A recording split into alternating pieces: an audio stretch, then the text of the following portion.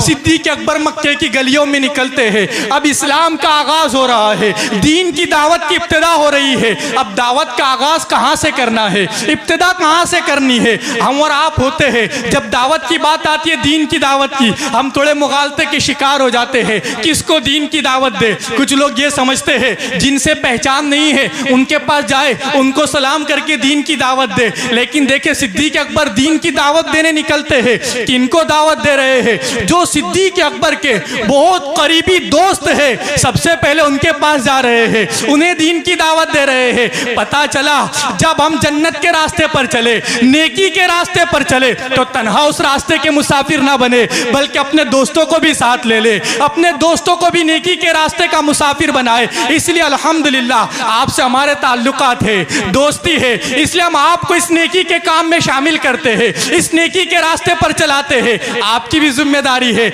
आप इस नेकी के रास्ते पर चल रहे हैं, अपने दोस्तों को भी इसमें शामिल कर लिया करें। सीरत पाक की महफिल में आप माशाल्लाह आते हैं, दोस्तों को भी साथ लाया करें। इसलिए कि सिद्दीक़ अकबर जब दीन के रास्ते के मुसाफिर बने तो आप तन्हा नहीं चले, बल्कि अपने दोस्तों को भी दावत देने के लिए निकलते हैं। आपका एक दोस्त है जो मक्के का बहुत बड़ा ताजिर है, इसलिए कि आमतौर पर होता यह है, जो इंसान जिस फील्ड का होता है अक्सर उसके दोस्त भी उसी फील्ड के होते हैं। जैसे मिसाल के तौर पर अगर हमारे यहाँ पर कोई मार्केट वगैरह में काम करता है तो उसके बहुत से दोस्त ऐसे होते हैं जो मार्केट वगैरह से ताल्लुक रखते हैं। अगर कोई बिजनेस करता है तो उसके बहुत से दोस्त वो होते हैं, वो भी बिजनेस करने वाले होते हैं। हर इंसान अपने फील्ड के लोगों को दोस्त बनाता है। अब सिद्दीक़ अकबर चूंकि मक्के के बहुत बड़े ताजिर है, इसलिए आपके दोस्तों का एक बहुत बड़ा ग्रुप वो है जो ताजिरों का ग्रुप है। मक्के में सिद्दीक़ अकबर के एक दोस्त है जिनका बड़ा नाम है तिजारत के अंदर, और सीरत निगार लिखते हैं बड़ा नरम दिल अल्लाह ने उन्हें अता किया था,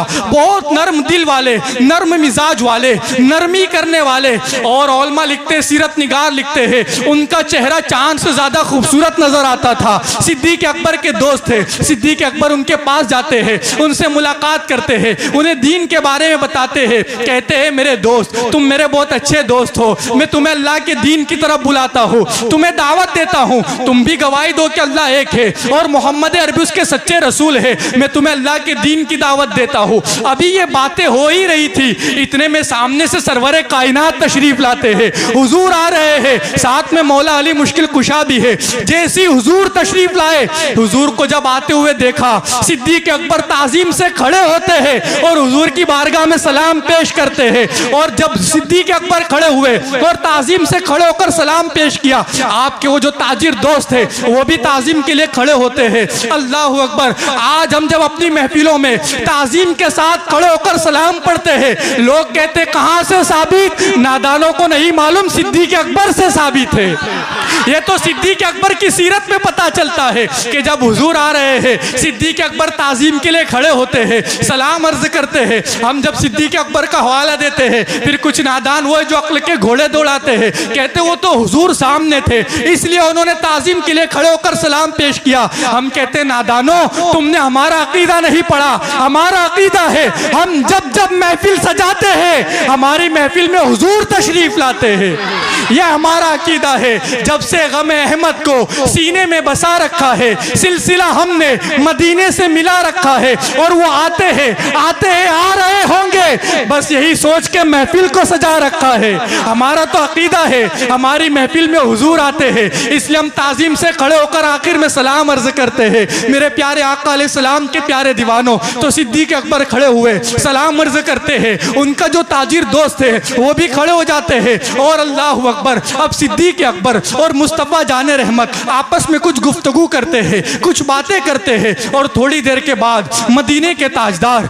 मुस्तफ़ा जाने रहमत सिद्दीक़ अकबर के उस दोस्त को मुखातिब करते हैं और इरशाद फरमाते हैं कि अभी अभी अबू बकर सिद्दीक जिस दीन की तुम्हें दावत दे रहे थे, मैं भी तुम्हें उस दीन की दावत देता हूँ। तुम गवाही दो कि अल्लाह के सिवा कोई माबूद नहीं है और मैं मोहम्मद अरबी अल्लाह का रसूल हूँ।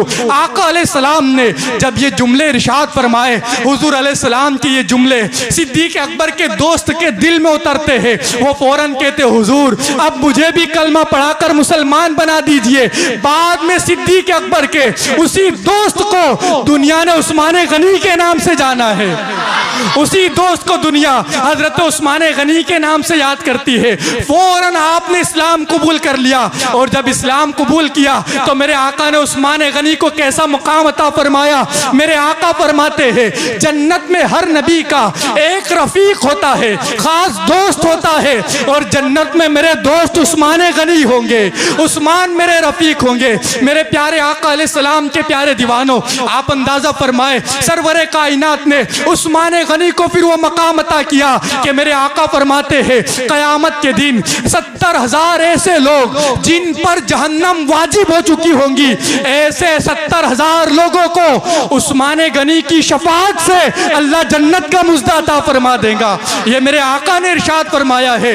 वो उस्मान गनी अल्लाह अकबर सिद्दीक अकबर के मशवरे पर इस्लाम कबूल करते हैं, इस्लाम के दामन से वाबस्ता होते हैं। अल्लाह अकबर। और जब इस्लाम कबूल किया, अपनी सारी दौलत हुजूर के दीन के लिए लुटाई, अपना सब कुछ हुजूर पर कुर्बान कर दिया। उस्मान गनी को 2 मरतबा जन्नत के मुझदे दिए, 2 मरतबा अल्लाह के रसूल ने हजरत उस्मान गनी को जन्नत की बशारत अता फरमाई।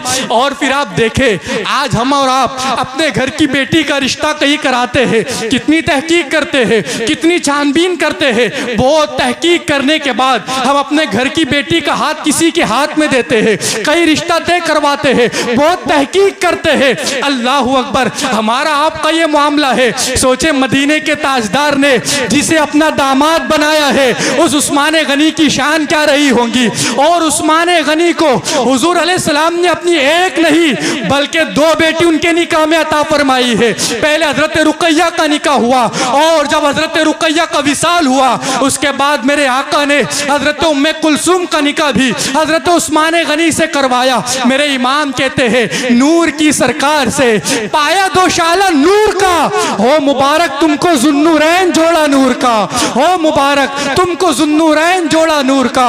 अल्लाह अकबर। मेरे आका की 2 बेटियां हजरत उस्मान गनी के निकाह में, कायनात में ये फजीलत और ये मकाम किसी को नसीब नहीं हुआ। हजरत आदम अलैहिस्सलाम से लेकर आज तक कयामत तक ये मर्तबा किसी को नहीं मिल सकता कि किसी के निकाह में किसी नबी की 2 बेटियां आई हो। तन्हा ये शान अल्लाह ने हजरत उस्मान गनी को अता फरमाई है कि उनके निकाह में सरवरे कायनात की 2 बेटियां एक के बाद दिगरे आई है। और जब हजरत उम्मे कुलसूम का विसाल हुआ तो बाज़ाब्ता मेरे आका ने ये जुमले इरशाद फरमाए, अगर अल्लाह मुझे 40 बेटियां भी अता करता तो एक के बाद दिगरे मैं सबको उस्मान के निकाह में दे देता, सबको उस्मान के निकाह में अता कर देता।